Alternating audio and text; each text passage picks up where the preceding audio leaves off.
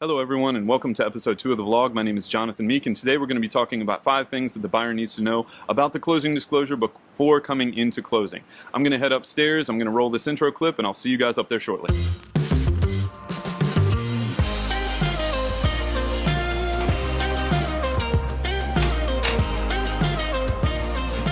Alright, so as I was saying downstairs, today's topic is the closing disclosure, and specifically 5 things that the buyer needs to know about the closing disclosure before coming to closing. Well, I'm going to try to start out by giving you the overlay of the document and tell you the most important things about it. The first thing that I want you to know about the closing disclosure is that it replaces 2 documents that used to be in everyone's closing package every time the buyer came to closing.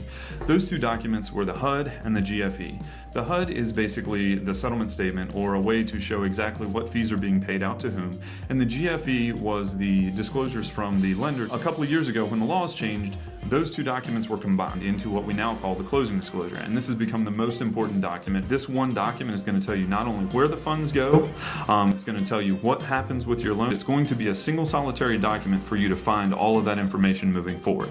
All of the major points of the information can be gleaned from the first page. So the first thing that you're going to see at the top of the closing disclosure is sort of the demographic information about the closing. You're going to know how much you're paying for the loan, what the address is of the property that you're buying.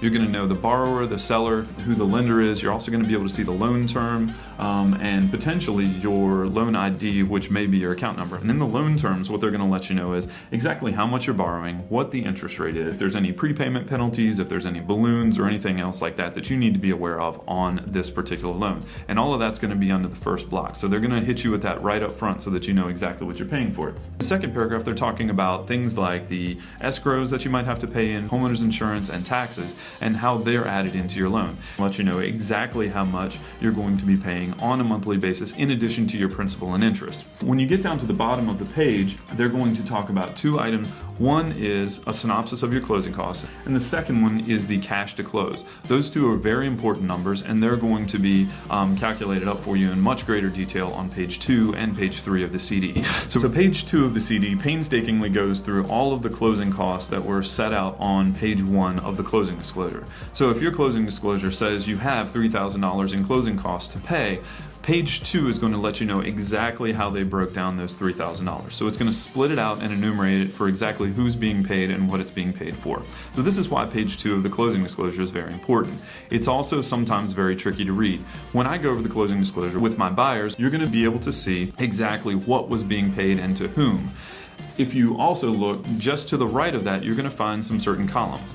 You're going to see a column called borrower paid column, and that's the one that you want to focus on because there's 2 areas that are important to that. One is buyer paid at closing, and the other one is buyer paid before closing. The buyer paid before closing could be things like appraisal fees, credit report fees, things that you paid to get the loan that were paid before you got to the transaction. The things that you're seeing in the paid at closing column, all of those things are going to be things that you're paying out of this transaction and may have affected your cash to close. In box A, you're going to find things like origination charges. These are things that you are just charged by the lender to start your loan transaction. The second, box B, is services that borrower did not shop for. By going through the lender that you chose, you had no option into how much these fees were going to be or who they used to get these done. The next box, box C, is things that borrower did shop for. Now these are the things like your closing attorney, title insurance, things like that where you could actually have a say in who you chose to assist you with the closing. And the next box, box E, that goes into what you're going to pay for the recording of the deed, the mortgage, the deeds of trust. If your state requires a transfer tax to be paid or an excise tax to be paid, those costs are going to be in there. Typically those are borne by the seller, so you should see them show up in the seller column, but you're going to be the one responsible in most cases for paying for the deed and the mortgage. Box F talks about prepays. Now these are things that are going to be collected by the lender or collected in the transaction to pay certain things up front. You're also going to see your column for prepaid interest in this block. This is really important because if you see prepaid interest going from today's date through the end of the coming month, that means your payment won't be typically until the next month. Box G talks about initial escrows. Now, initial escrows are where they're collecting a certain amount upfront for the homeowner's insurance and the taxes. They need to collect enough upfront for the whole year to pay for that. Box H is called other charges. Now, these a lot of times are where we see fees for the buyer that are outside of the normal realm of things. Fees for like a home warranty, or fees for a survey, or fees for some other service that was provided as part of the transaction. Box J is going to take all of the things that are added, subtracted up from the top of this. They're going to add them all up for you and let you know exactly what your total closing costs are. Now, if the total closing costs on the front page of the CD, page 1 of the CD, said $3,000, it better match on page 2 to the same $3,000.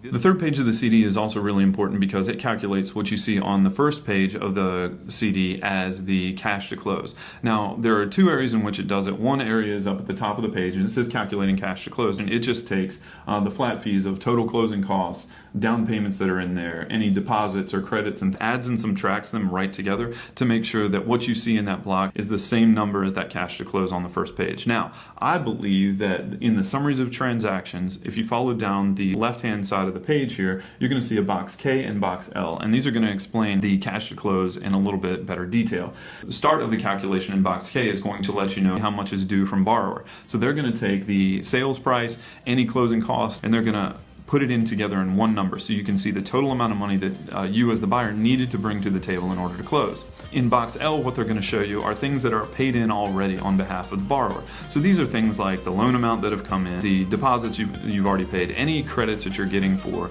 taxes, seller credits, or those types of things are going to show up in this block. These are all of the things that are calculated in before you would send your attorney the wire transfer for the amount that's due under the cash to close. When you take that top number and subtract the bottom number, so box K, and then subtract box L, you're going to get the amount that you needed to bring to close.